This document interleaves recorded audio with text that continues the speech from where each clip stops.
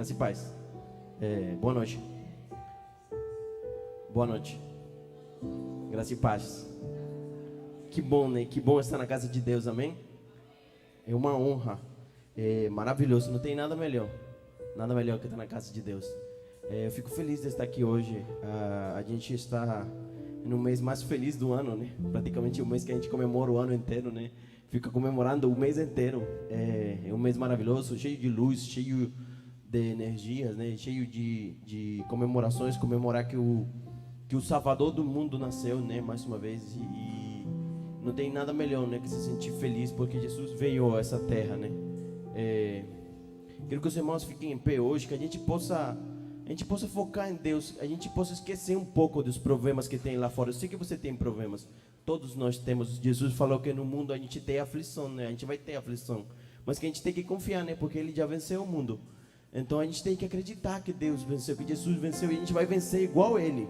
Então tenha certeza, não venha assistir o culto, não seja um espectador do que está acontecendo, seja parte do que está acontecendo. A Escritura fala que Deus está procurando adoradores que adoram em espírito e em verdade. Você tem que ser esse adorador. A gente tem que ser esse adorador. A gente não tem que se preocupar se meu irmão do lado está vendo como eu estou vestido, se eu estou bem, se estou bonito, se estou cheiroso. Embora você esteja, o mais importante é você se concentrar e focar no Salvador, aquele que deu sua vida por você. Que você possa ter isso no seu coração. É uma coisa que eu faço muito e eu sempre fico pensando: pô, Jesus morreu na cruz por mim. Eu fico imaginando aquilo. Eu fico, caracas, era para ser eu e não sou. Era para ser eu e Ele pagou o preço, um alto preço. Jesus pagou o preço que ninguém podia pagar e Ele pagou. Então que você possa ser grato, que você possa louvar, que você possa ter um coração disposto e disponível. Amém? Vamos orar? Amantíssimo Deus, Pai, obrigado, Senhor, pelo Teu amor, obrigado pela Tua misericórdia, obrigado pela Tua paz, obrigado por tudo que vem de Ti, Senhor, obrigado porque mesmo a gente sendo falho, Senhor, Você olha para nós, Você enxergou nós, Você encontrou nós, Senhor. Assim que muito obrigado, Pai, por tudo que Você tem dado para nós, Senhor. Hoje é um dia maravilhoso, é Teu dia, Pai, é o primeiro dia da semana, Senhor, o dia para Te louvar, para Te engrandecer. E que a gente possa ter presente isso, Senhor. Que a gente possa cantar com alegria para Ti. Que a gente possa Te louvar, Senhor. Guarda nossos corações, Pai. Guarda nossas mentes. Que a gente possa focar em Ti. Que a gente possa se concentrar em Te louvar, Pai. E a Escritura, Senhor, bem fala, Senhor, que você está procurando esse tipo de adoradores, esse tipo de pessoas que Te procura com fome, Senhor. Que Te procura com vontade, Pai. Que a gente possa ser desse tipo de pessoas. Que a gente possa ser esse tipo de pessoas que chama a tua atenção, Senhor, que você para dizer, caraca, que bom é meu filho me louvando, Senhor, que a gente possa ter esse coração, Senhor, hoje, Pai, e que você possa abençoar, que você possa se entronar e que você possa ser louvado, Pai, em nome do teu filho amado, Jesus, Senhor, que morreu na cruz, amém?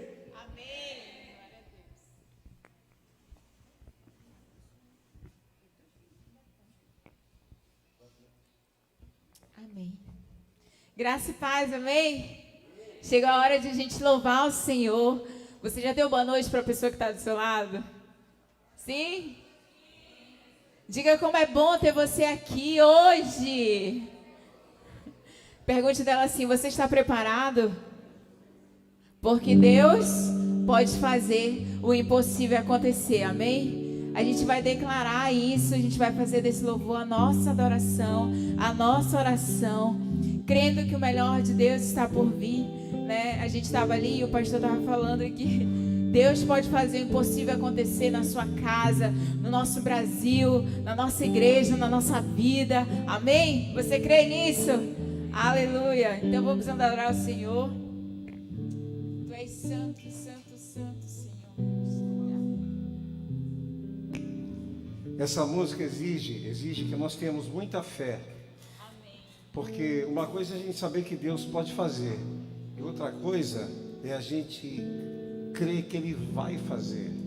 Que Ele pode, a gente já sabe que Deus pode. Agora é importante que a gente creia que Deus vai fazer.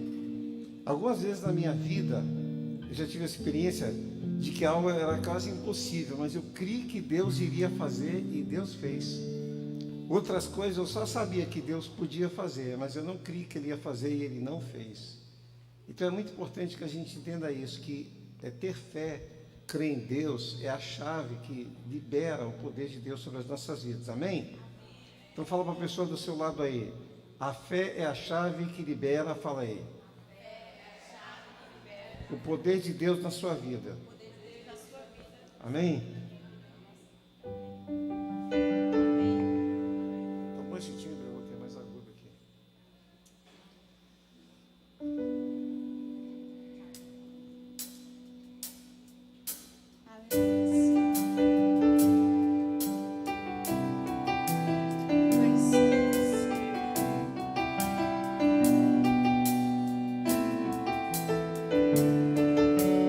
Deus pode fazer o impossível acontecer, irá fazer acontecer o que não posso entender, sempre me guiará, com sua mão me guiará, com força, amor, e a cada dia Ele irá fazer algo novo acontecer. Deus pode fazer o impossível acontecer, irá fazer acontecer o que não posso entender, sempre me guiará, com sua mão me provará, com força, amor, a cada dia Ele irá fazer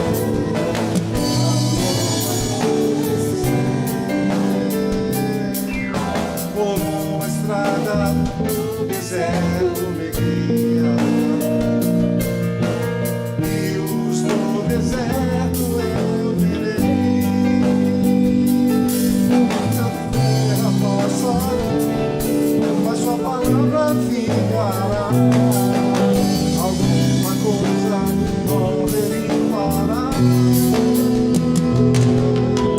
Deus pode fazer o impossível acontecer, irá fazer acontecer o que não posso entender, sempre me guiará, com sua mão me guardará, com força, amor, a cada dia Ele irá fazer algo novo acontecer. Por uma estrada no deserto me guiará, rios no deserto eu verei, céus e terra passarão, a sua palavra ficará, alguma coisa nova Ele fará. Deus pode fazer o impossível acontecer, irá fazer acontecer o que não posso entender, sempre me guiará, com sua mão me guardará, com força, amor, a cada dia Ele irá fazer algo novo acontecer. Com força, amor, a cada dia Ele irá fazer algo novo acontecer. Com força, amor, a cada dia Ele irá fazer.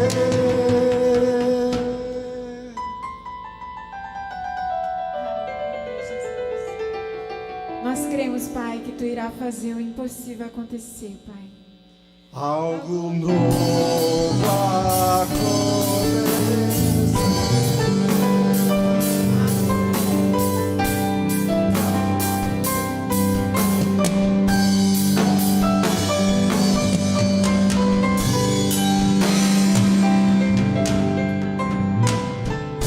Amém. Aplauda o Senhor. Aleluia. Nesse louvor nós declaramos que Deus proverá. Amém? Deus proverá. Não importa se você esteja aflito, se sentindo desanimado, abatido. Creia que Deus proverá. Amém? Ainda que falte algo, que você Veja que está faltando algo, Deus vai suprir as suas necessidades. Assim como Ele fizeste na multiplicação dos peixes, dos pães, assim nós cremos, Senhor, que Tu farás em nossas vidas, Paizinho. Assim, Deus, como Tu fizeste com aquela mulher, Deus, do azeite, Pai, que assim seja sobre as nossas vidas também, Paizinho. Nós declaramos que Tu é o nosso provedor, Pai. Nós Te adoramos, Paizinho.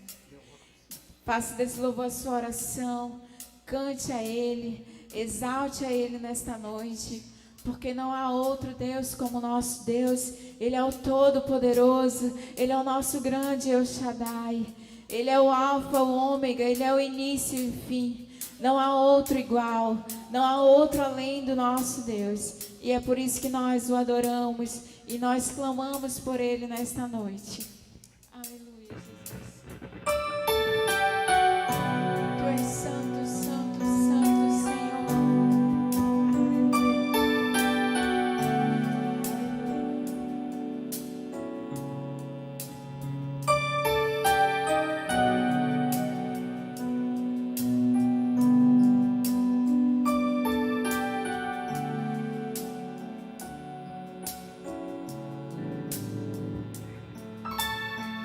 Declarei. Eu posso até estar aflito, mas nunca derrotado.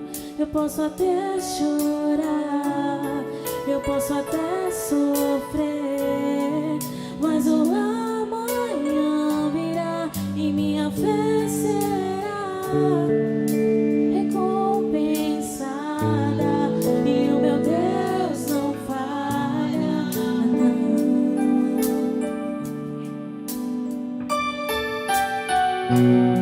Eu posso até estar ferido, mas nunca destruído. Eu posso ser provado para ser aprovado, mas o amanhã virá e minha fé será recompensada e o meu Deus não falha, não falha, não. Não vivo pela vista, não, eu vivo pela fé. Então Deus proverá, Deus proverá. Olha para o alto, então vem o socorro, sim. Deus proverá, Deus proverá. Nós cremos, Senhor, nisso. Que o choro pode durar uma noite, Senhor, mas a alegria ela vem pela manhã, Paizinho. Eu posso até estar ferido, mas nunca destruído. Eu posso ser provado para ser aprovado, mas o amanhã virá e minha fé será recompensada e o meu Deus não falha, não falha, não. Não vivo pela vista, não, eu vivo pela fé. Então Deus proverá, Deus proverá. Olho para o alto, então tem o socorro, sim. Deus proverá, Deus proverá. Não vivo pela vista, não, eu vivo pela fé. Então Deus proverá, Deus proverá. Olho para o alto, então vem o socorro, sim. Deus proverá, Deus proverá. Deus proverá, Ele proverá. Exalte Ele nesta noite. Nós te adoramos, Senhor. Deus proverá quando azeite e a farinha faltar, quando minha força se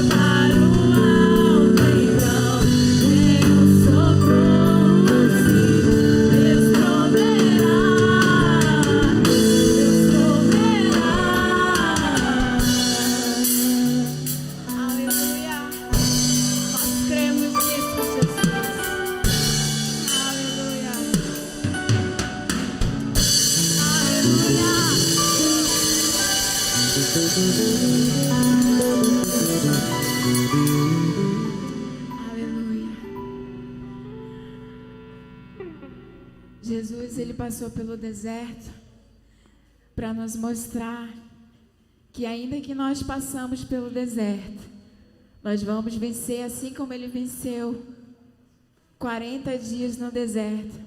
E o deserto, ele é um lugar seco, mas é o deserto que Deus usa para nos moldar, para nos aproximar dele. Então que nessa noite você ore, clame ao Senhor. Eu não sei qual é a sua necessidade, eu não sei quais são as circunstâncias da sua vida, mas o Senhor, ele sabe, porque ele é onisciente, ele sabe de todas as coisas. Ele te conhece, porque ele te criou com tanto amor e ele sonhou contigo desde o ventre da tua mãe. E o Senhor, ele sabe se você tem chorado, se você tem se alegrado, se você tem se angustiado, se você está em desespero, aflito, o Senhor sabe. Mas o Senhor também, ele não resiste a um coração quebrantado. Então nesta noite se quebrante diante do Senhor. Abra o seu coração para Ele, clame a Ele, exalte a Ele. Você é livre, você está na casa do Pai e você tem livre acesso a Ele. E nós te adoramos, Paizinho, nesta noite. Aleluia, Pai.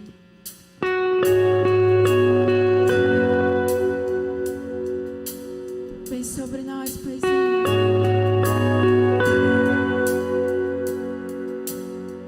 Aleluia. Eu não preciso transformar pedras em pães para provar que no deserto tu estás cuidando de mim. De um lugar alto não vou me lançar só pra demonstrar o teu poder. Eu não preciso ver fenômenos pra crer em ti. Não troco nossa comunhão pelo prazer de conquistar palácios, riquezas. Como um deserto isso vai passar, por isso resistindo estou. E quando minha força se esgotar, o teu anjo vai me alimentar.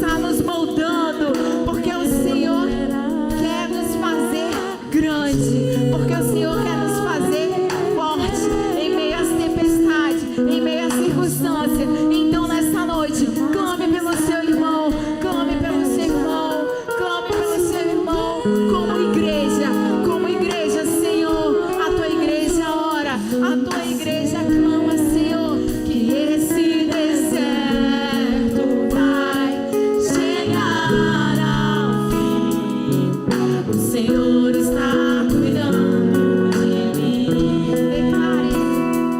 Te adorar aqui sustenta-me de pé. Não vou perder a guerra, te louvar em meus tentações. É mais até O Senhor está cuidando do teu amanhã. mas hoje sei. Declare isso. Esse deserto vai chegar ao fim. Declare isso. Ele está cuidando de mim, de você. Você crê nisso? Aplauda o Senhor nessa noite. Aleluia. Aleluia.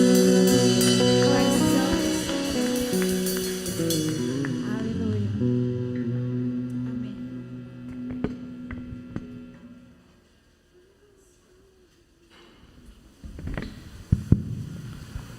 Graça e paz, igreja. Eu estava sentado ali e Deus me deu um texto para eu ler. E quando eu estou lendo o texto, a Graça chegou do meu lado e disse assim: tu me faz um favor? Eu disse, sim. Ela disse assim: não, porque dá para tu fazer a leitura bíblica. E é justamente o texto que o Senhor me deu. Vamos abrir nossa Bíblia no livro de Isaías, Isaías 12. Amém?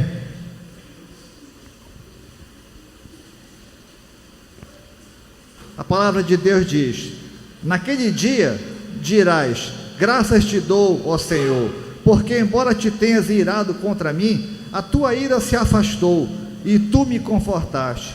Deus é a minha salvação, confiarei, não temerei, porque o Senhor Deus é a minha força e o meu cântico, Ele é a minha salvação.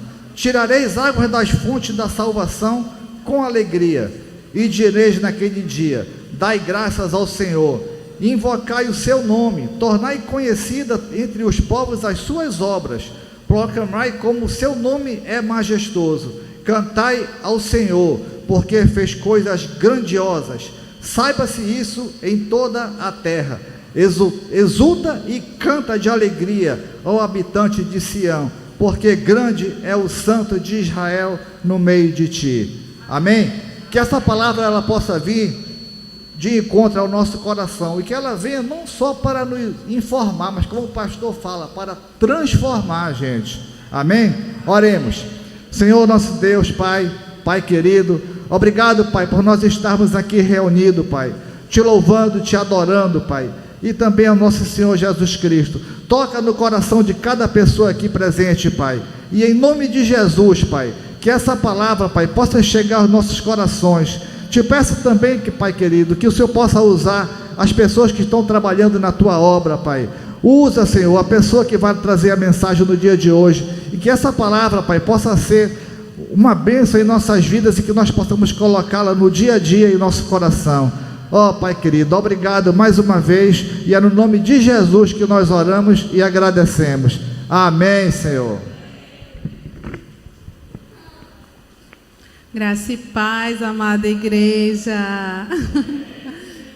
Bom, eu quero dizer que você é muito bem-vindo na casa do Senhor, e que nesse momento que nós possamos ficar de pé e nos confraternizar com os nossos irmãos, com esse mesmo espírito do nosso louvor, da leitura bíblica, e abrace e dê as boas-vindas pelo menos para 8 pessoas, homem com homens e mulher com mulher.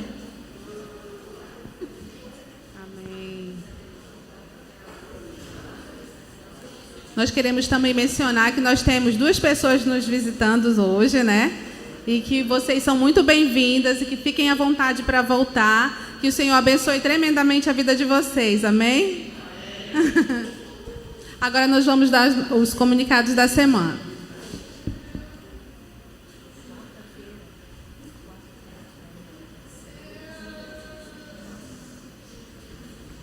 Então, no domingo que vem, como todos sabem, nós teremos o aniversário do nosso Senhor, né? Ele está esperando todos vocês aqui no domingo para uma festa preciosa. Amém? Então será a nossa programação de Natal. Mas para isso, na quarta-feira, nós estaremos aqui ornamentando, dando o nosso melhor para que tudo saia conforme ele merece, não é verdade? E na quinta-feira nós teremos o nosso ensaio geral. E nós gostaríamos também de dar uma palavrinha, quem está participando da nossa programação de Natal, no final do culto, antes de você ir embora, você fique 2 minutinhos, só para a gente dar umas orientações, tá bom? Na sexta-feira nós temos a nossa reunião de oração, que começa às 19h30. No sábado tem reunião de jovens, que momentaneamente está tendo os ensaios, né? E vai começar em janeiro, Maria? Isso, em janeiro vai retornar com todo o gás. Amém? Domingo. Tá. Domingo vai ter escola bíblica? Não, né? Nesse domingo nós não teremos escola bíblica, só teremos a programação de Natal às 19h30, tá bom? 19 horas. 19 horas teremos a nossa programação de Natal. E o Senhor está convidando todos vocês para estarem aqui. Amém? Amém. E quarta-feira, quem puder deixar Deus usar para vir ajudar a gente aqui na ornamentação também, será muito bem-vindo. Amém? Muito obrigada, igreja.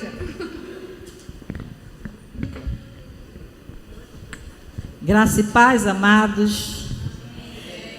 Nós vamos abrir as nossas Bíblias para Provérbios 3, capítulo 3, verso 9 e 10. Quem tiver aí com a sua espada, vá procurando. Vamos ficar em pé, em reverência à palavra de Deus?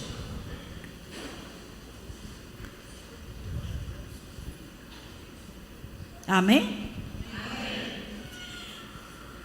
Honre o Senhor com todos os seus recursos e com os primeiros frutos de todas as suas plantações.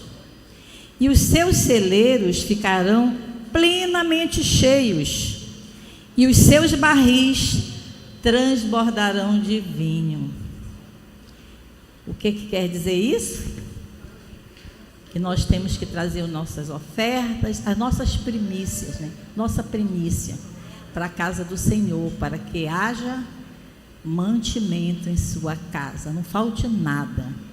E o Senhor, com certeza, vai sempre manter os nossos celeiros cheios, porque Ele é fiel. Vamos orar?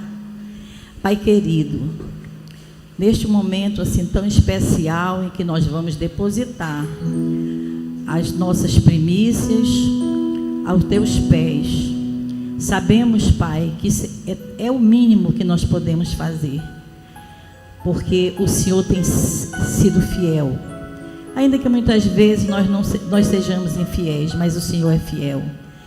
Então, Senhor, nós te agradecemos pelos aqueles irmãos que têm colaborado, pelos aqueles irmãos que têm trazido as suas primícias, e com certeza nós sabemos que eles jamais se decepcionarão contigo, porque o Senhor é um Deus benigno, maravilhoso e misericordioso. E neste momento, quando os nossos irmãos irão trazer as suas primícias, que o Senhor esteja abençoando cada um que se dispôs, que se dispõe a fazê-lo, porque nós sabemos, Pai, que a Tua palavra diz que nós temos que buscar em primeiro lugar o Teu reino e a Tua justiça, e as demais coisas nos serão acrescentadas. Abençoa aqueles que estarão trazendo as suas primícias e aqueles que por algum motivo não puderam fazê-lo, que em breves dias já possam estar trazendo aqui na tua casa aquilo que te pertence. Muito obrigado, Senhor. Nos dá um restante de culto maravilhoso em teu nome e nos ajuda nas nossas lutas, e que esse culto seja um culto de bênçãos, de vitórias, e que nós possamos sair daqui melhor do que chegamos. Em nome de Jesus te agradecemos. Amém.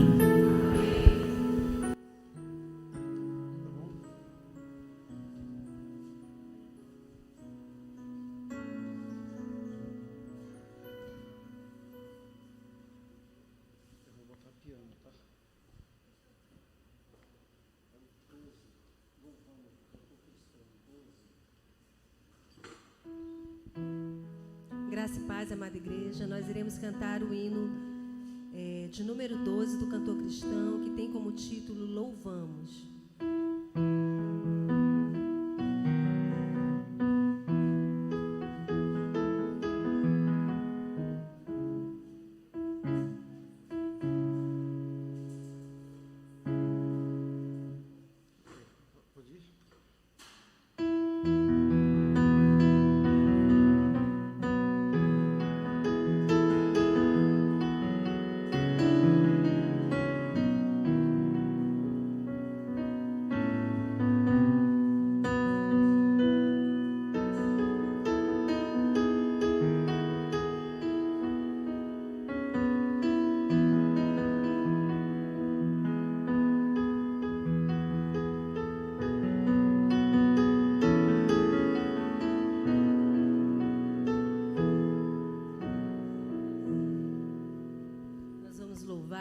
Nós vamos adorar o nome do Senhor. Natal começa desde sempre, né? Nós estamos ensaiando essa, não é uma cantata, é uma apresentação. Nós já apresentamos para o Senhor, mas no domingo que vem, você é o nosso convidado especial, que vocês possam estar convidando todos aqueles que vocês amam para estar ouvindo, conhecendo do amor real, um amor que é único, né? Um amor que é singular de Deus, para todos nós estarmos coroando aquele que venceu, o Rei Jesus. Amém?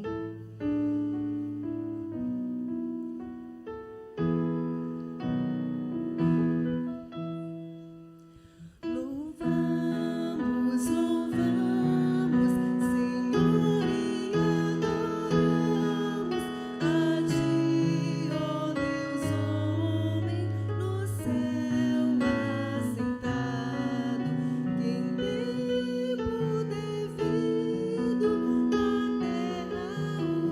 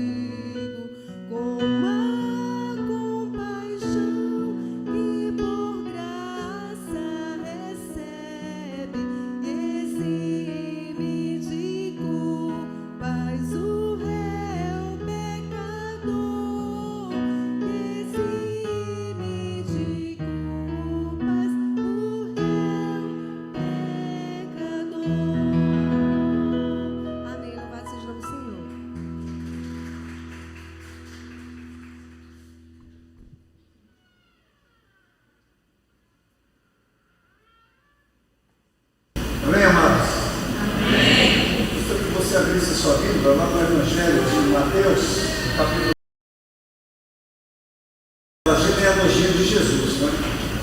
Quando a gente lê uma genealogia, a gente nunca pensa o que a gente pode aprender com ela.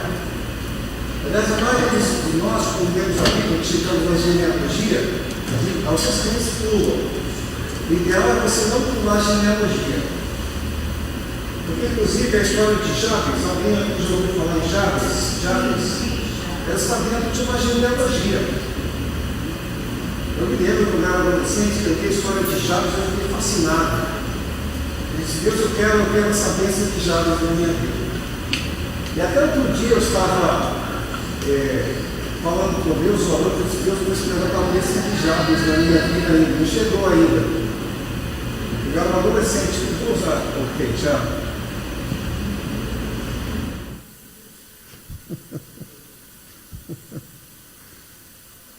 Mas é importante nós entendermos que cada versículo da Bíblia, cada texto da Bíblia, meus amados, tem uma lição para a nossa vida.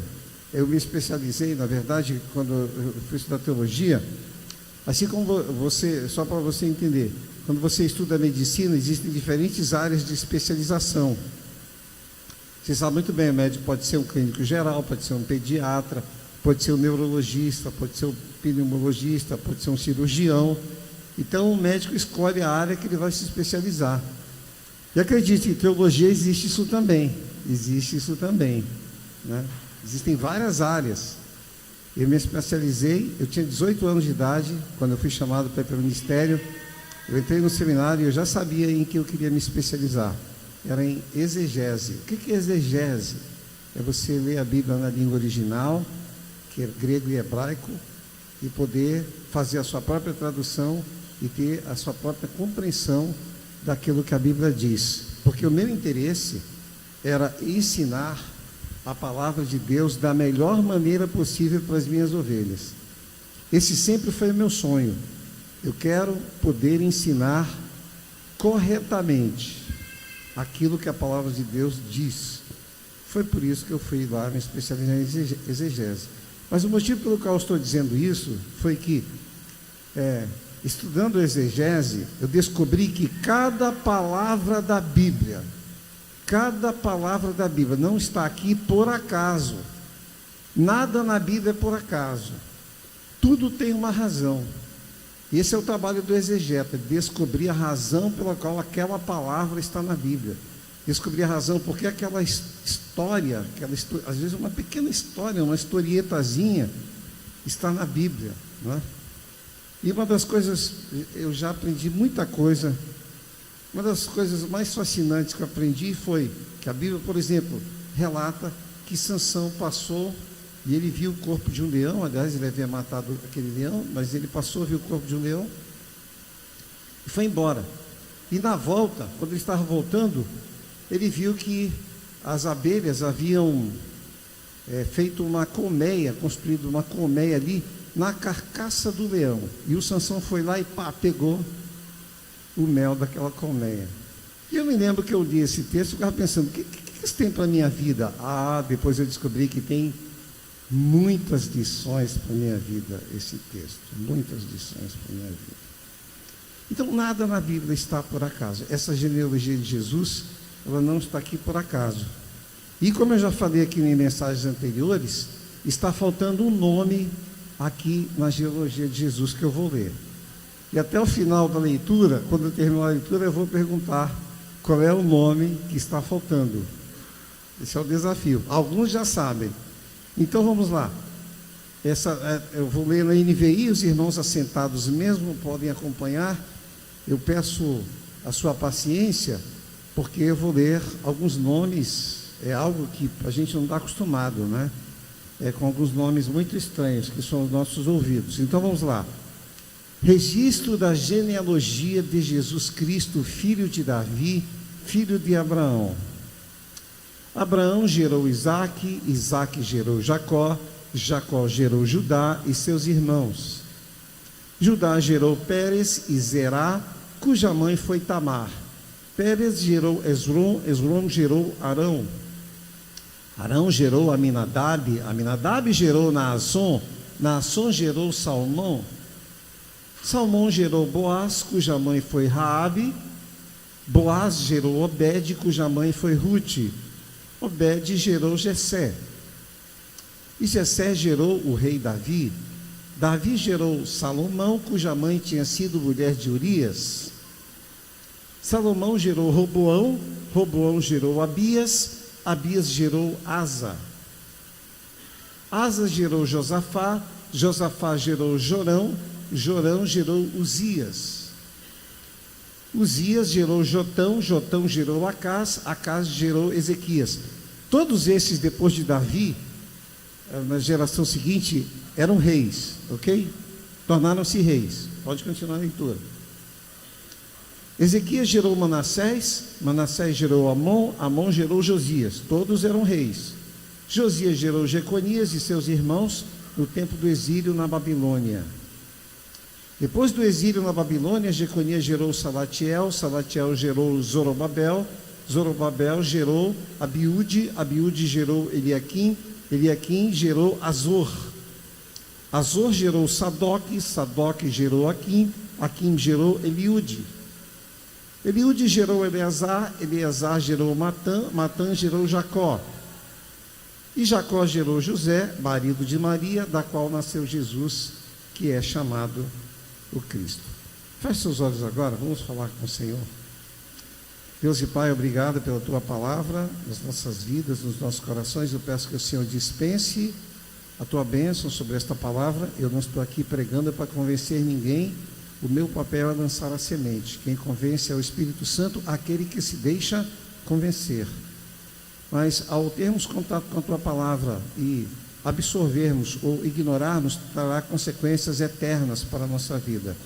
Ajuda-nos não apenas a compreendê-la, mas a absorvê-la, assim como uma esponja absorve a água e deixa que a água penetre na esponja, assim que a Tua palavra penetre nas nossas vidas, porque ela é liberada não para nos informar, mas para nos transformar. E eu peço que assim seja, no nome de Jesus. Amém. Amém, amados? Eu já preguei 2 mensagens desse texto aqui, e eu gostaria de não ter que recapitular, mas cada vida dessa que foi citada, cada personagem desse, cada nome desse que você viu, era um elo de uma corrente. A Duda vai projetar a corrente aí. Existem muitas pessoas vivendo elos isolados na sua vida. Eu sou um elo isolado, não faço parte de corrente nenhuma. Existem outras vidas que estão sendo elos conectados com filosofias, ideologias, achismos. Eu vou dizer aqui egoísmo. Egoísmo é aquilo que o seu eu acha que a coisa é. Isso se encaixa também no achismo, né? E outros estão sendo levados simplesmente por influência, porque a gente vive num mundo que sabe do poder da influência. Por isso que existe propaganda na televisão. A propaganda na televisão, ela existe para influenciar o comportamento das pessoas. Eu me lembro que havia uma empresa de cereais que ela queria, os americanos eles têm o hábito de comer cereais no café da manhã, né? Enche lá uma tigela de leite, joga cereais e toma no café da manhã. E aí uma empresa americana queria abrir uma filial na França, e mandaram lá fazer um estudo, né? Levantamento, e o camarada mandou um relatório: olha, aqui não adianta abrir uma empresa aqui, porque os franceses não usam cereal no café da manhã. A empresa recebeu esse relatório, demitiu o camarada, investiu pesado em propaganda, e alguns anos depois ela estava com a fábrica instalada na França, vendendo cereais, porque eles mudaram o comportamento dos franceses, colocando propaganda de que cereal era bom, que era saudável. Os franceses começaram a tomar cereal no café da manhã. Só para os irmãos entenderem como o nosso comportamento pode ser mudado pelo poder da propaganda. Por isso que até hoje se faz propaganda de tudo e de qualquer coisa. Então existem pessoas assim, que são elos isolados, elos dirigidos, controlados por filosofias, ideologias, achismos, ou até influência dos outros, para que possam se tornar nada mais, nada menos do que meros consumidores nessa vida. Às vezes comprando e adquirindo aquilo que nem precisa, mas é porque simplesmente está na moda, está todo mundo usando, né? E o importante é que a gente entenda que Deus olha para a sua vida, para a nossa vida, não só no individual, no singular, mas Ele quer nos ver conectados, primeiramente com Ele, e depois cada um conectado. Eu falei aqui que essa conexão de cada vida é linear, ou seja, aquela corrente ali é formada por uma linha linear em direção ao futuro. Essa interligação era biológica, mas hoje também nós podemos estar conectados espiritualmente com o Senhor Jesus. E agora vem a pergunta que eu queria fazer: qual é o nome que está faltando naquela lista que eu li? Qual é o nome que está faltando na lista que eu li? Então vamos lá. Qual é o nome? É o seu nome. É verdade. Porque nós também precisamos estar conectados com Jesus. A conexão desses personagens que foram lidos era uma conexão biológica e, por consequência disso, familiar. Mas nós também estamos conectados espiritualmente com o Senhor Jesus. Fomos gerados por Ele e, por meio dele, também temos que gerar filhos. Eu não gostaria de estar recapitulando a mensagem do domingo passado, porque eu já a preguei. Na verdade, o título dessa mensagem, né, pode muito bem ser Construindo a Sua História Depois de Cristo. Como é que você vai construir a sua história depois de Cristo?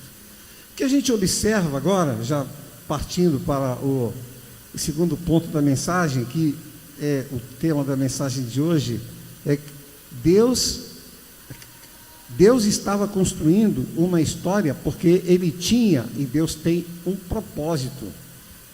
Entenda isso, Deus tem um propósito para a sua vida, Deus tem uma finalidade para a sua vida.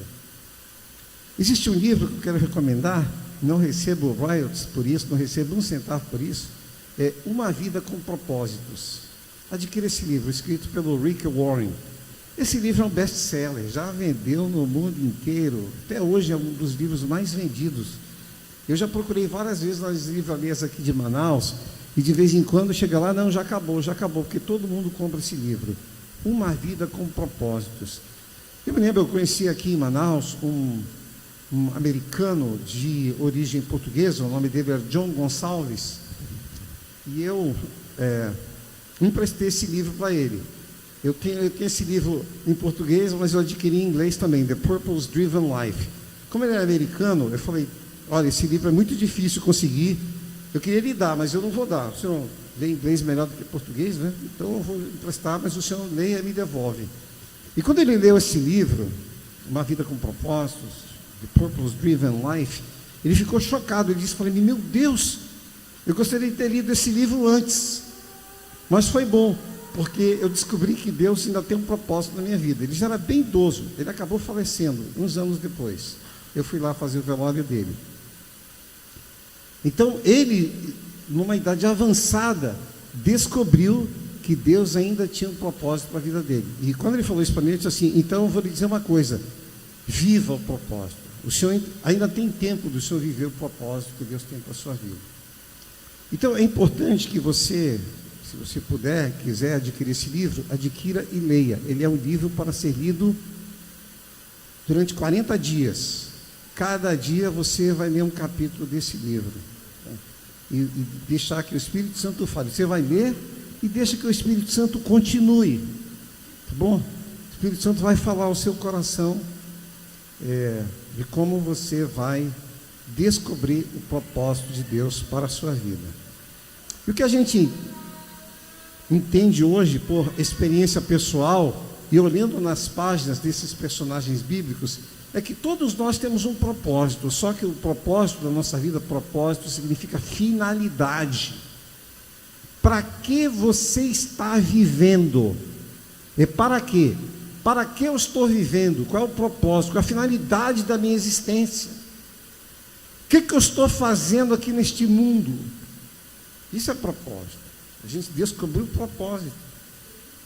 E a gente geralmente tem essa visão muito curta, uma visão míope do propósito da nossa vida.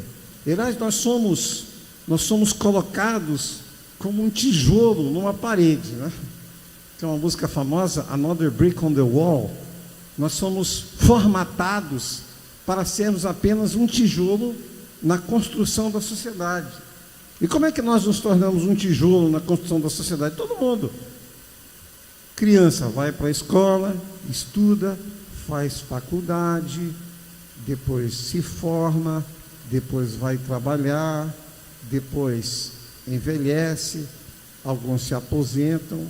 Eu me lembro que eu conheci uma judia lá em São Paulo, de origem turca. Ela era uma profissional de alto nível, e um dia ela estava conversando comigo, ela disse assim para mim: Herbert, eu estou tão chateado com a vida, né? Ela já tinha uma certa idade. Eu falei: por quê?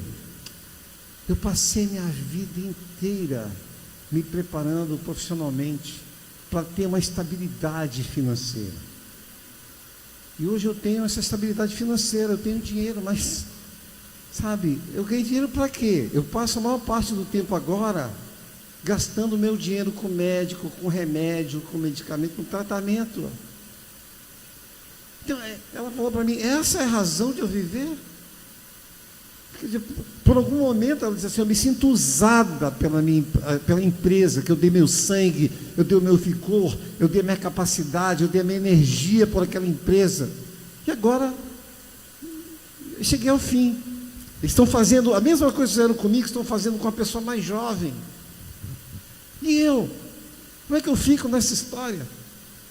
Estou só gastando dinheiro com remédio. E cada ano que passa, as coisas estão piorando na minha saúde. Estou em crise. Eu estava vivenciando uma crise existencial. Existem muitas pessoas vivendo crises existenciais, meus amados. Pessoas até bem-sucedidas na vida, vivendo crises existenciais.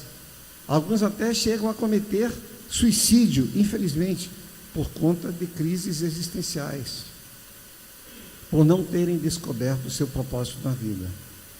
Isso é trágico. Mais trágico ainda é você empurrando a vida com a barriga sem descobrir qual é o propósito da sua vida, da sua existência. Esses personagens cujos nomes foram citados aqui, inclusive o primeiro deles, que foi citado ali, foi Abraão.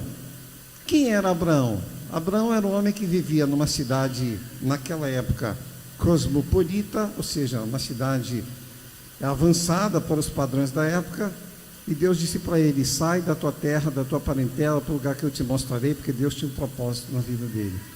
E Abraão também tinha um propósito. O propósito dele era, ele já tinha conseguido conquistar a mulher dos sonhos dele, que era Sara, que era uma mulher lindíssima. Sara era uma mulher muito linda mesmo. Sara, com 60 anos de idade, arrebatava corações. A Bíblia declara isso, a Bíblia fala isso. E o Abraão casou-se com Sara, mas ele não tinha filhos. E ele tinha um propósito na vida: eu quero somente ter filhos, eu quero ter os meus descendentes. Essa era a visão míope que Abraão tinha. Eu quero ter pelo menos um filho, eu quero ter descendentes. Eu amo essa mulher, constituir uma família, eu quero dar prosseguimento, eu quero ter uma prole. E ele não tinha isso, mas essa era a visão que ele tinha. É muito importante, porque às vezes a nossa visão da vida também é muito limitada. Deus tinha uma visão muito maior para Abraão, porque a visão e o propósito de Deus para a nossa vida são muito maiores do que o que a gente pensa. Aliás, eu quero dizer que o propósito de Deus para a sua vida é muito maior do que você imagina. Eu olho para a sua vida, sabe o que eu vejo aqui? Eu não vejo ovelhas, eu vejo pastores e pastoras. Esse amém está fraco aí. Tem gente que não recebeu. Eu vejo pastores e pastoras. Pastor, nunca pensei nisso. Eu também nunca tinha pensado nisso. Aliás, eu pensei uma vez que Deus poderia me chamar para ser um pastor, e eu já disse de cara: não quero, Deus. Não quero ser pastor. Faço qualquer coisa na igreja, no teu reino, o que o Senhor quiser, mas ser pastor, não. Eu fui bem claro com Deus. Mas o que prevaleceu na minha vida não foi o que eu queria, não foi o meu sonho, foi o sonho de Deus.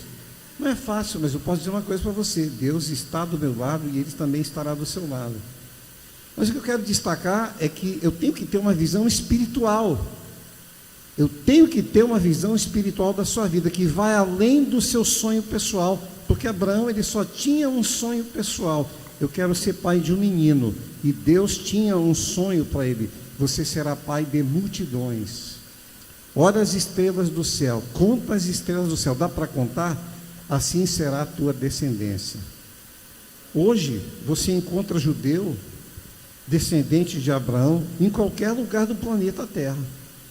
Em qualquer lugar do planeta Terra. Se você for para uma cidade do interior aqui do Amazonas, lá você vai encontrar um judeu. Você vai encontrar lá. Os meus antepassados, que vieram de Portugal, eram judeus serfadistas, a família Coelho, da qual o Beto faz parte. Eu e o Beto somos parentes, em algum lugar do passado já fomos parentes, porque esses judeus serfadistas foram se instalar lá na cidade de Humaitá. E Humaitá, olha, Humaitá, gente, Humaitá que eu já fui lá. E quando eu fui lá era bem atrasado. Agora você imagina no século passado, como Humaitá era mais atrasado, e ele era judeu. Então nós somos descendentes de judeu. Então, por que eu estou dizendo isso? Porque Abraão só queria ter um filho, e Deus disse assim: não, você será pai de uma multidão, e até lá em Humaitá, num país que vai ser descoberto 1500 anos depois da vida, vinda e morte do meu filho, vai ter um descendente teu lá em Humaitá. O Abraão poderia conceber isso? Não. Deus falou isso para ele? Claro que não, mas Deus sabia que ia acontecer. Eu estou dizendo isso para você entender a dimensão do propósito de Deus. Vai além do que a gente é capaz de imaginar. Por que eu estou dizendo isso para você? Porque nós temos um propósito pessoal de vida, um sonho pessoal. Deus tem um propósito divino para a sua vida. Não era para incluir aqui na mensagem, mas eu vou falar isso para você. Eu conheci um camarada aqui em Manaus, ele veio de São Paulo, ele era um ex-presidiário. Ele foi solto da prisão por tráfico de drogas. E ele andando em São José dos Campos, andando ali naquela avenida, na rodovia que corta São José dos Campos, ali, esqueci o nome da rodovia que corta a cidade de São José dos Campos. Eu não lembro o nome, mas tudo bem. Ele estava lá andando, e aí ele viu uma igreja, a primeira igreja batista de São José dos Campos. Já fui lá várias vezes na primeira igreja batista de São José dos Campos. Aí ele entrou lá, olha só, ex-presidiário. Aí ele falou que queria falar com uma pessoa responsável aqui, alguém responsável aqui. Ele disse: o pastor está aí. Muito difícil falar com o pastor Carlito Paz. Ele conseguiu falar com o pastor Carlito Paz. O pastor Carlito Paz estava lá. E ele disse assim: pastor Carlito Paz, olha, eu vim aqui, contou a história dele. Mexia com droga, ex-traficante, fui preso, e cumpri minha pena, fui solto, e agora eu estou andando, acabei de ser solto, acabei de sair da prisão, e estou atrás de um emprego. Então eu queria que o senhor arrumasse um emprego para mim. Se o senhor quiser que eu pinte a igreja, mexa na parte elétrica, limpe a igreja, se o senhor tiver de emprego, ele falou, eu quero mudar de vida, eu quero ter uma vida decente. Então eu quero trabalhar. O pastor virou para ele e disse assim: não tem emprego. Não tem nenhum desses empregos aqui. O único emprego que eu tenho é de pastor. É o único emprego que eu tenho. E é o único que eu posso lhe oferecer. Você quer ser um pastor? Ele disse assim: eu quero. E quando eu conheci esse camarada, eu conheci pessoalmente, ele veio aqui em Manaus, deu uma palestra aqui no Instituto Ida Nelson, e eu estava lá, participei, ouvi o testemunho dele, conversei com ele. Quando ele veio aqui, ele já era um pastor.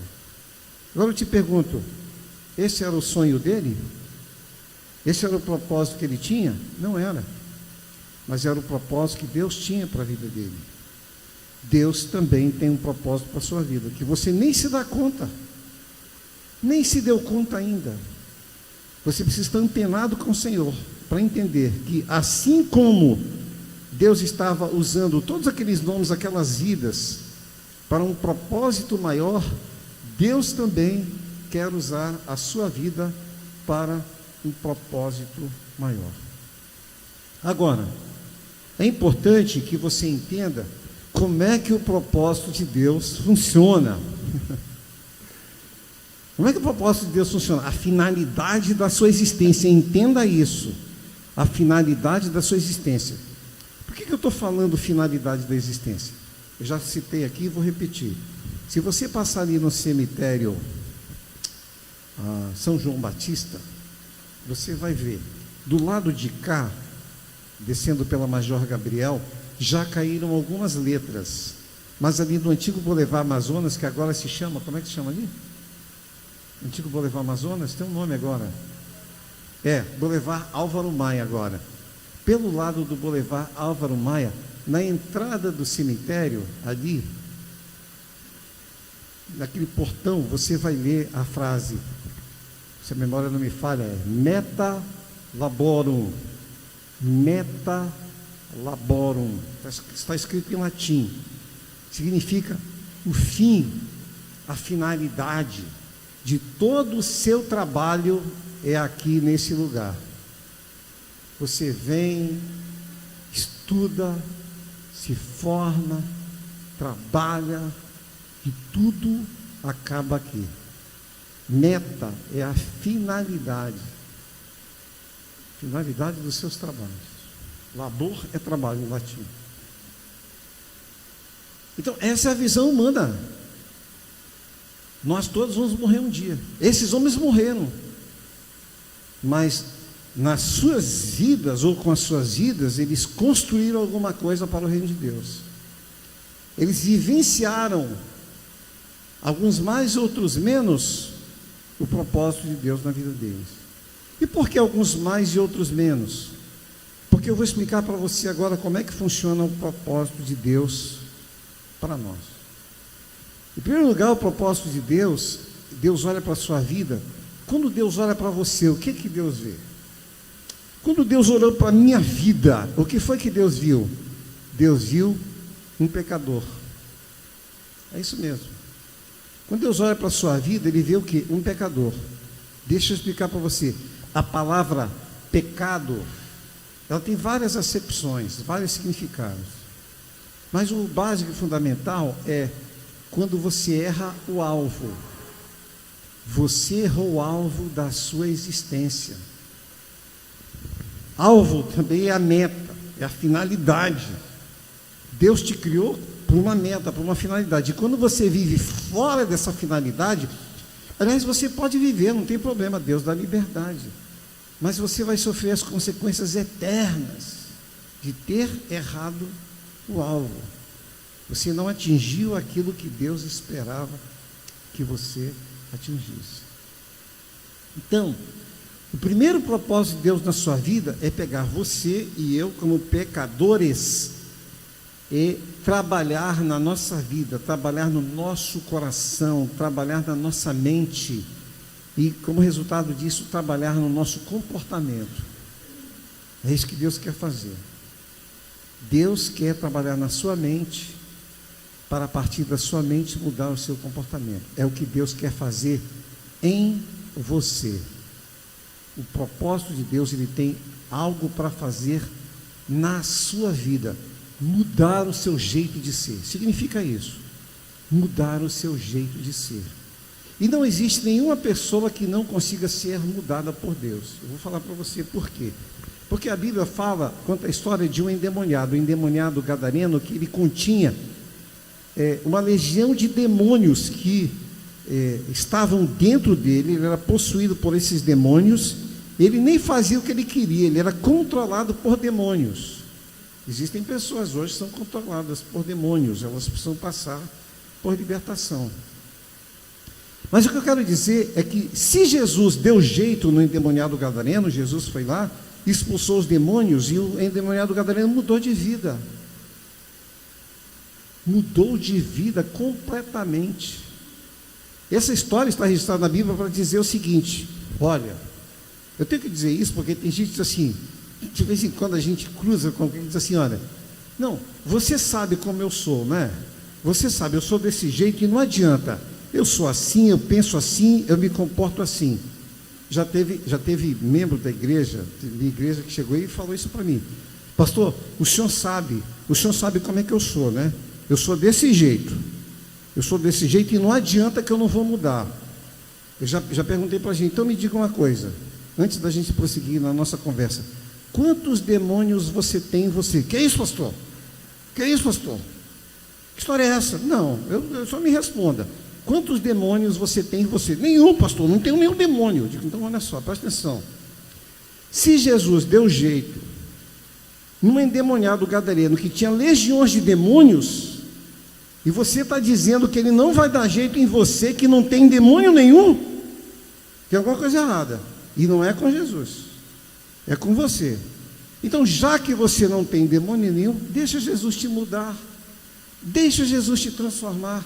Para de falar que você é desse jeito, porque um dia, quando você comparecer diante de Jesus, não, Jesus, olha, você morreu, chega lá, quer entrar no céu, não pode, teu corpo vai ser enterrado, teu corpo vai para o cemitério, teu espírito sobe, Deus que é teu pai, é para Deus, você tem que ser melhor para Deus. Presta atenção, não significa que você já é, ou vai tornar-se perfeito, não. Porque essa obra, o propósito de Deus na sua vida, Ele vai aperfeiçoando gradualmente. Alguns desses personagens bíblicos que foram citados aqui, alguns desses nomes, fizeram coisas terríveis. Por exemplo, você leu ali o nome de Raabe. Quem era Raabe? Era uma prostituta. Ela mudou de vida. Ela deixou de ser prostituta, mudou de vida. Tem um rei que foi citado ali, o rei Manassés, foi o pior rei que Israel teve. Está lá na genealogia de Jesus. Sabe? Deus deu um jeito na vida dele também. Foi um processo. Então você, tendo o propósito de Deus, está dentro de um processo. Você não é perfeito. Eu não sou perfeito, ninguém é perfeito, mas estamos sendo aperfeiçoados. O propósito de Deus é agir em você. O segundo propósito de Deus ainda é agir em favor de você. Essa é a parte boa, né? Ai, Deus vai me dar vitória, Deus vai me dar. E Ele dá mesmo. Deus vai me fazer vencer, né? Ai, eu tenho medo disso, mas eu vou vencer o medo. Eu me sinto tão incapaz, mas Deus te capacita e você vai lá e vence. Porque Deus quer o teu bem. Grave isso, Deus quer o teu bem. Mas presta atenção. Apesar de Deus querer o teu bem, nem sempre Ele vai te dar o bem. Por quê? Porque tudo depende do quão maduro ou madura você está se tornando. Se você está lá no programa de Deus, de transformação da sua vida, para se tornar uma pessoa melhor para Deus, você está amadurecendo, aí Deus vai te abençoando, porque Ele sabe que você tem maturidade para administrar aquilo que Ele te dá. Agora, se você não se deixa mudar, não se deixa moldar, então você é imaturo. Não adianta Deus colocar na sua mão que você vai destruir. Quantos garotos, adolescentes, que recebem do pai um carro, saem por aí dirigindo o carro, se envolvem em acidentes fatais e matam pessoas. Existe um caso icônico no Brasil, um ícone, né? É do filho daquele Ike Batista, acho que foi o filho do Ike Batista, alguém refresca a minha memória aí, que se envolveu em um acidente, pegou um carrão, né? E o pai era rico, um dos homens mais ricos do Brasil, pegou o seu carrão, saiu dirigindo aí e matou um pai de família, essa memória não me falha, matou um pai de família, porque não tinha maturidade para dirigir aquele carrão. Às vezes a gente quer uma bênção de Deus, esse carrão aqui é uma metáfora agora, a gente quer um carrão de Deus, uma grande bênção, não necessariamente um carro, mas a gente quer uma grande bênção, mas não tem maturidade. O Ike Batista deu, Deus não dá. Deus não dá. Você não amadureceu ainda. você não está preparado. Acredite, euzinho aqui, tem coisas que Deus ainda não me deu, porque eu não estou preparado ainda. E ele já falou isso para mim. Você não está preparado. A diferença é que eu tenho consciência disso. E a pergunta é, você tem consciência do que você precisa amadurecer ainda para receber o que Deus quer te dar? É por isso que tem muito crente que fica aí orando, já pedi tanto, e Deus não atende, parece que Deus não quer. Eu acho que não é da vontade de Deus. Muitas vezes é da vontade de Deus, mas a vontade de Deus, ela é muito mais profunda. Ela quer te mudar, ela quer te transformar por dentro, para você poder administrar a bênção que vem pelo lado de fora. Estou sendo claro aqui, meus amados? Então é importante que você entenda que Deus tem um propósito dentro da sua, não um propósito só histórico, da grande história geral, do plano de salvação, como que culminou no nascimento de Jesus. Não, começa no individual, no particular. É por isso que na Bíblia, olha só, na Bíblia, no Antigo Testamento, você encontra Deus lidando com pessoas individualmente, porque Ele trabalha com um, Ele trabalha com outro, Ele trabalha com outro, e assim Ele vai construindo a nação de Israel. Assim o povo de Deus vai sendo formado. O que Deus quer fazer em você, o que Deus quer fazer por você. Deus quer muito abençoar a sua vida, mas a bênção Ele não vai dar bênção para um filho, para uma filha imatura, porque nós temos um dom, o dom de transformar bênção em maldição. Acredite nisso. O ser humano tem o dom de transformar a bênção em maldição. Isso entrou no DNA do Adão e da Eva. Olha só, Deus cria um jardim do Éden, Deus cria o mundo, você já leu na Bíblia lá? E viu Deus que tudo era bom, e viu Deus que tudo era bom, e viu Deus que tudo era bom. Ou seja, a própria Bíblia emite um juízo de valor. Tudo era bom. Aí entra o diabo lá no jardim do Éden para falar com o Adão e a Eva, e o Adão e a Eva transformaram aquilo que era bom numa tragédia, que é o mundo em que a gente vive hoje. Um caos no convívio com as pessoas, e um caos no nosso convívio com a natureza, que a natureza ela age desequilibradamente, através de vulcões, tufões, tornados e etc, que acontece no planeta, que as pessoas morrem por causa disso. Tudo ficou desorganizado, e a Bíblia fala que a natureza geme, esperando o dia que Deus vai refazer todas as coisas. Está aqui na Bíblia. A Bíblia fala isso, que a natureza geme, esperando o dia. E o terceiro aspecto do propósito de Deus na nossa vida é o que Ele quer fazer através de você, porque Deus vê utilidade para você. Presta atenção, é curioso que a gente entende que a gente tem utilidade e a gente quer se sentir útil. Para que você faz faculdade? Para quê? Você faz faculdade para adquirir um conhecimento e a partir desse conhecimento ter utilidade para a sua empresa, ter utilidade para a sociedade. Só para você entender, nós somos tão míopes que nós nos contentamos com isso. Agora eu te pergunto, na hora da tua morte, o que a tua empresa vai fazer por você? O que a sociedade vai fazer por você na hora da tua morte? Na hora que você tiver, até antes de morrer, vamos antecipar um pouquinho. Você está doente lá com câncer. O que a tua empresa vai fazer por você quando você estiver lá morrendo com câncer? Me diga. Eu já citei aqui de um camarada, cresceu aqui na igreja, entrou na faculdade, virou ateu. Tinha orgulho de dizer que ele era ateu, sou ateu. Misericórdia. Eu gostava tanto dele, da família dele, que eram muito amigos da minha mãe. Fiquei triste com isso. Graças a Deus eu tive a oportunidade de depois conversar com ele. Deus operou um milagre na vida do pai dele. Mas ele continuou, sou ateu. E um dia lá no Rio de Janeiro, eu já contei isso aqui, ele saiu do apartamento,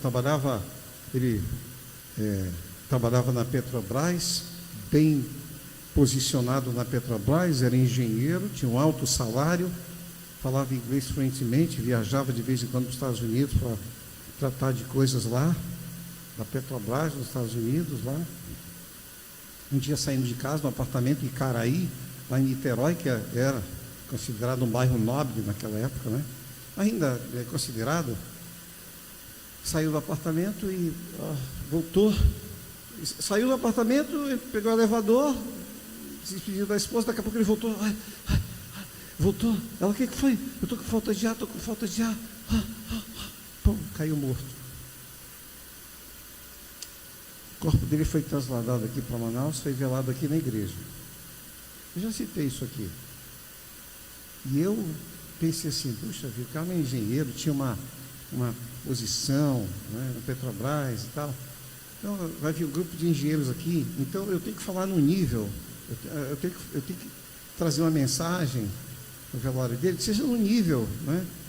No nível desse pessoal aí que é intelectual, que é engenheiro, que tem uma certa formação acadêmica mais profunda e tal, porque vai ter um grupo de engenheiros aqui no velório dele, né? E eu vim para cá com esse propósito, irmãos.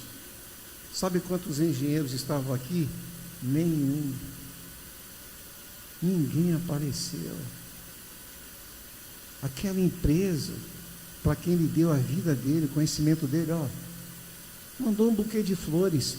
É isso que você merece? É para isso que você se prepara e estuda a vida inteira? E na hora da tua morte não ter reconhecimento? É para isso?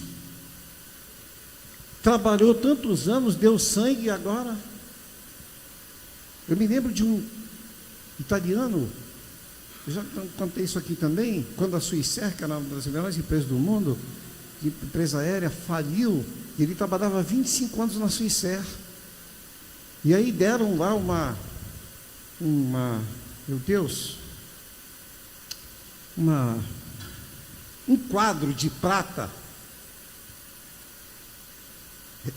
em gratidão pelos 25 anos de trabalho na Swissair.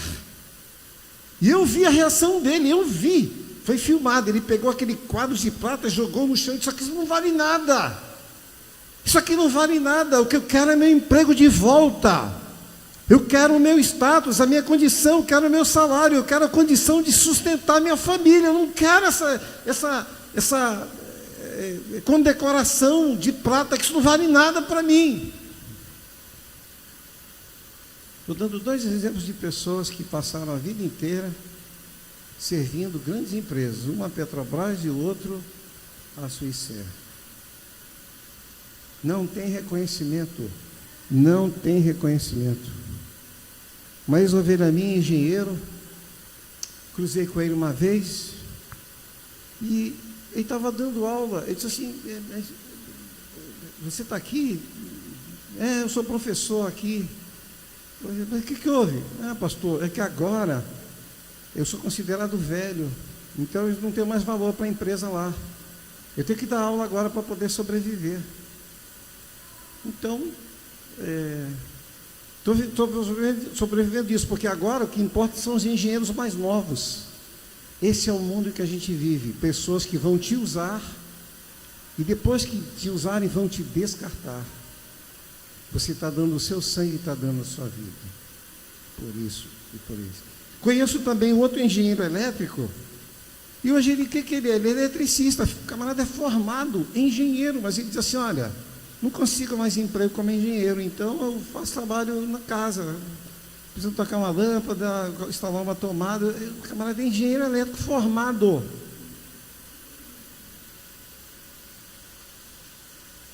Esses camaradas, e talvez você seja uma dessas pessoas também, está dando o seu sangue, está dando a sua vida pela sua empresa. Estou querendo dizer aqui que você amanhã tem que chegar lá e pedir demissão da sua empresa, não, meus amados. O que eu quero dizer é que quando você deixa Deus agir através da sua vida, grave isso, Deus vai reconhecer o que você fez no reino dele por toda a eternidade.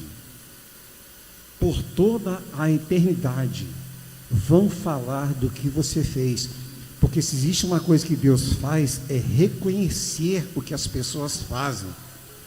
Esses nomes que eu li aqui, para você, não tem valor nenhum. Alguns nomes estrambólicos, não tem valor nenhum. Para Deus, esses nomes são muito preciosos. Principalmente aqueles que deixaram Deus fazer algo na sua vida, aqueles que usufruíram do que Deus fez em favor da sua vida e aqueles que deixaram Deus trabalhar através das suas vidas. Essas pessoas têm grande valor para Deus. E Deus quer que a sua vida tenha um grande valor para Ele. Agora, para que isso aconteça, você precisa descobrir qual é o propósito que Deus tem para mim. Qual é a pessoa melhor? Qual é a pessoa melhor que eu tenho que me tornar? O que tem na minha vida que tem que ser removido? A nossa vida é como um toco de árvore. É isso mesmo. A nossa vida é como um toco de árvore. Uma vez eu fui visitar Embu das Artes. Se você puder, um dia vá visitar a cidade de Embu das Artes, em São Paulo. Eu ouvi falar que está muito perigosa agora, mas vá lá. Vá num sábado. Você chega em Embu das Artes no sábado, para passar o dia lá. Aí a cidade é lotada de gente, você vai encontrar várias celebridades da televisão lá, comprando objetos de arte lá. E os artesãos trabalham na rua. E eu andando ali pelas ruas de Embu das Artes, né? Estava com a pastora Érica também, a gente estava andando lá. Aí eu parei para observar, né? Eu gosto de arte. Aliás, eu apreciava mais arte lá em São Paulo do que aqui. Aqui eu perdi essa coisa. Mas vamos lá. Aí eu parei e vi um escultor. O escultor trabalhando, e ele pegou um toco de árvore, e ele foi com o cinzel dele, um martelinho, e ele foi modelando aquele toco, sabe? E eu parei para observar aquelas chispas de madeira caindo no chão, sabe? Aquilo era que não interessava para ele. Ele foi modelando aquele toco, e no final surgiu uma obra de arte de um toco. Assim é a nossa vida diante de Deus. A Bíblia usa essa linguagem, acredite. Tem na Bíblia essa linguagem. Deus olha para a minha vida e o que ele vê? Ele vê um toco que não tem aparência boa, não tem grande valor, mas ele vem trabalhando com cinzel e vai removendo aquilo que desagrada a ele. São as chispas de madeira caindo no chão. Ele vai modelando. E no final da sua vida, você precisa ser apresentado no reino de Deus. Eu preciso como uma obra de arte. Quem faz esse trabalho é o Espírito Santo, sabia? Quando Jesus voltar para buscar a sua igreja, ou quando você morrer e subir aos céus, acredite no que eu vou lhe dizer. Deus vai querer ver a obra que o Espírito Santo fez na sua vida. E tomara que Deus olhe assim, que coisa maravilhosa. E se Deus não faz, não é por culpa do Espírito Santo, é por nossa culpa.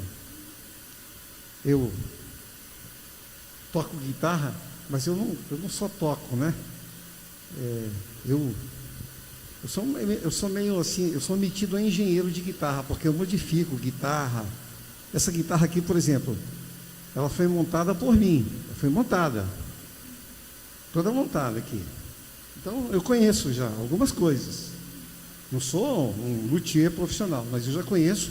Eu falo para o luthier o que eu quero. Eu digo assim, eu quero assim, assado. Não, isso aqui não ficou bom, tem que tirar, né? Tira essa madeira aqui, tem que modelar isso aqui. E algumas madeiras não dá para fabricar uma guitarra, sabe por quê? Porque a madeira é muito dura. Não dá. E às vezes, usando o equipamento que vai modelar a madeira, o equipamento quebra e se desgasta. Alguns até dá para fabricar, mas joga o equipamento fora no final. E outros não dá, porque a madeira é muito dura. Por que eu estou dizendo isso? Porque às vezes a nossa vida é também muito dura.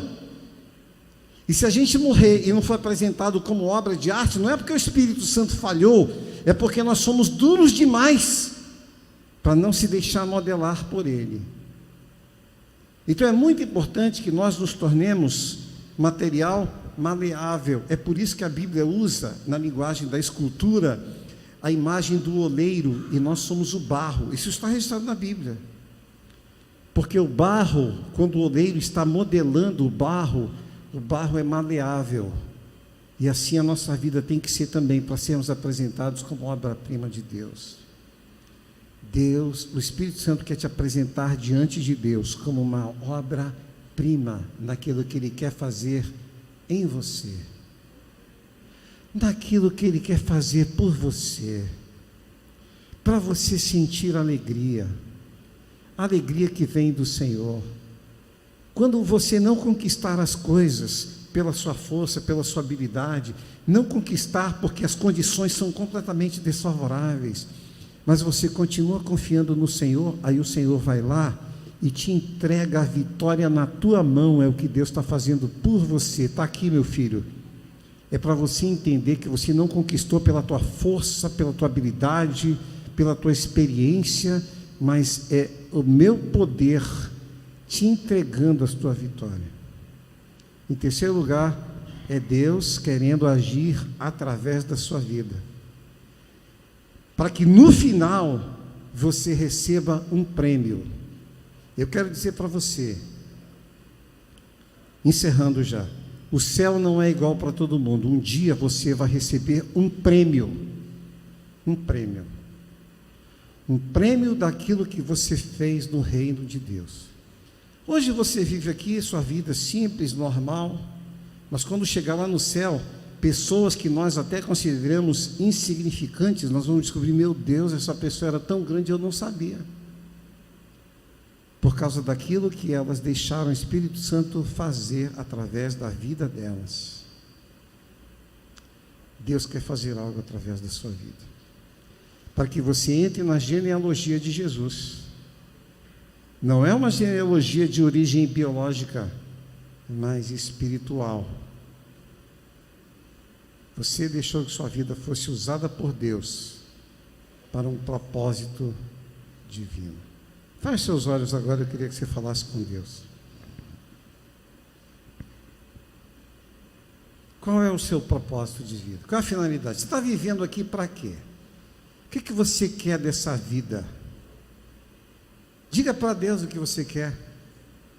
Deus, eu queria comprar um carro. Não tem problema, pode falar isso para Deus. Deus, eu queria conseguir um emprego melhor. Pode falar, não tem problema não, não é pecado não. Mas diga assim: Senhor, eu quero um carro.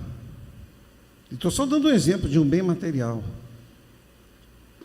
Mas eu quero que, através desse carro, eu possa fazer algo para o teu reino. Levar o evangelho para outras pessoas nesse carro. Aquele emprego que eu quero testemunhar, eu quero ser um representante teu lá dentro daquela empresa, para que pessoas te queiram nas suas vidas, porque eles te veem na minha vida. Olha só, é um propósito além do que você enxerga, propósito espiritual. Segunda coisa, você vai orar e dizer assim: Senhor, eu sei que eu não sou perfeito, eu tenho os meus defeitos, mas eu quero que a minha vida seja trabalhada pelo Espírito Santo, como aquele toco foi trabalhado por aquele escultor, porque eu quero me tornar uma pessoa não só aceitável na sociedade, não só aceitável na minha família, não só aceitável na empresa que eu trabalho, mas principalmente eu quero ser aceitável a Ti. Então, que Teu Espírito Santo trabalhe na minha vida. Eu quero ser um material maleável. Diga isso para Deus. Retira de mim os traumas, as más influências, aquilo de ruim que eu vivi, que endureceram o meu coração. A Bíblia usa essa linguagem: dá-me um coração de carne. A ideia é maleável, não um coração de pedra, para ser trabalhado pelo Teu Espírito Santo. Diga para Deus: Eu sei que eu tenho habilidade para conseguir muita coisa, mas eu sei que existem coisas que estão acima da minha capacidade. Então eu quero usufruir das tuas bênçãos, aquilo que o Senhor quer fazer por mim. Eu quero receber das tuas mãos as bênçãos. Me dá maturidade, eu quero amadurecer para receber e administrar bem as bênçãos, até para receber mais bênçãos. E por último, você vai dizer para Deus: eu quero que o Senhor use a minha vida. Usa-me, Senhor. Eu me disponibilizo. Assim como aquele ex-presidiário se disponibilizou para ser um pastor e tornou-se um pastor. Você não tem que necessariamente tornar-se um pastor, mas você pode dizer para Deus: eu quero ser usado por Ti. Me ajuda a Te conhecer e me deixar ser usado por Ti. E aí eu tenho que fazer a pergunta para você: você quer receber Jesus no seu coração para viver isso? Levante a sua mão e eu vou orar por você. Tem alguém aqui que quer entregar sua vida para Jesus? Basta levantar a sua mão e eu vou orar por você. Amém. Deus te abençoe. Mais alguém? Mais alguém?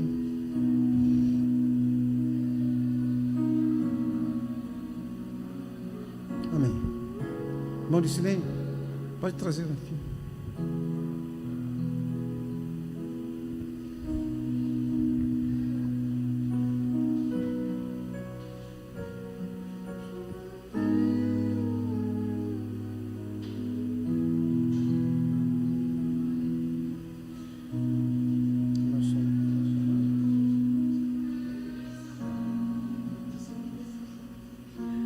Amém. O Elias Samuel me entregou a vida dele para Jesus nesse momento. Nós vamos ficar de pé agora, orar por ele, e eu vou orar pela sua vida também. Eu quero dizer uma coisa para você. Até hoje eu lembro o dia da minha conversão. Eu tinha 10 anos de idade, foi nessa igreja, não era igreja ainda, era uma congregação, se reunia ali do lado da casa da Suel. Que rua é aquela? Na rua 20. O pastor, era o primeiro pastor que teve aqui, era o pastor Marcionilo Alves de Souza. Eu tinha 10 anos de idade. Eu entreguei minha vida para Jesus. Não me arrependo de ter feito isso. Oremos. Senhor Jesus, eu te recebo na minha vida. Perdoa os meus pecados. Limpa o meu coração. Limpa o meu coração. Faça de mim uma nova criatura. E faça de mim uma nova criatura. E eu declaro.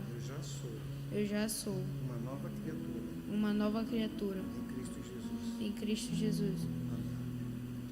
Deus e Pai, nós te agradecemos, Senhor, porque o Elias Samuel ouviu a tua palavra, ele entendeu a tua chamada e ele levantou a sua mão querendo assumir um compromisso contigo. Eu peço que o teu Espírito Santo entre na vida dele e passe, Deus, a dirigir os seus passos, as suas escolhas, as suas decisões, e que ele se torne uma bênção no teu reino, Pai. Que tudo aquilo que foi pregado ele possa vivenciar na vida dele, que ele agora faça parte da genealogia de Jesus, um descendente, um filho espiritual teu, gerado pela obra do teu filho Jesus, a obra de salvação do teu filho Jesus. Eu peço que teu Espírito Santo possa assumir o controle da vida dele e ir moldando a vida, o comportamento dele, Senhor, para torná-lo uma obra de arte diante de ti. E se tem alguém que sentiu-se tocado por essa palavra, mas não veio aqui à frente, Senhor, mas também deseja vivenciar isso, que possa falar contigo e dizer: eu te recebo, Jesus, entra na minha vida e faz a diferença. E que o Senhor assim faça, entre nessa vida e faça a diferença. Senhor, abençoa os teus filhos, que essa semana seja uma semana de vitória, guarde-os, proteja-os, livre-os de todo o mal, e traz-nos de volta na próxima semana, quando nós estaremos celebrando o Natal, não só o nascimento de Jesus, 2000 anos atrás, ali em Belém da Judéia, mas principalmente o fato de ele ter nascido no nosso coração, e nós termos nascido de novo, através dele, para ti, Senhor. Que essa semana seja uma semana abençoada, a semana do Natal seja uma semana que a gente reflita sobre o teu amor, sobre a tua graça, de enviar o teu Filho, e que a gente celebre o Natal lembrando de Jesus, lembrando da verdadeira razão, do verdadeiro significado. Esta é a minha oração, no nome de Jesus. Amém, Senhor. Amém, amados. Deus abençoe a sua vida. Vá em paz. Eu só quero dar um recadinho. Se você trouxe você não entregou sua oferta de missões hoje, você pode depositar por Pix, mas você tem que especificar lá, oferta de missões nacionais, tá bom? E se não, você pode trazer no próximo domingo aqui e entregar pessoalmente. Deus abençoe sua vida.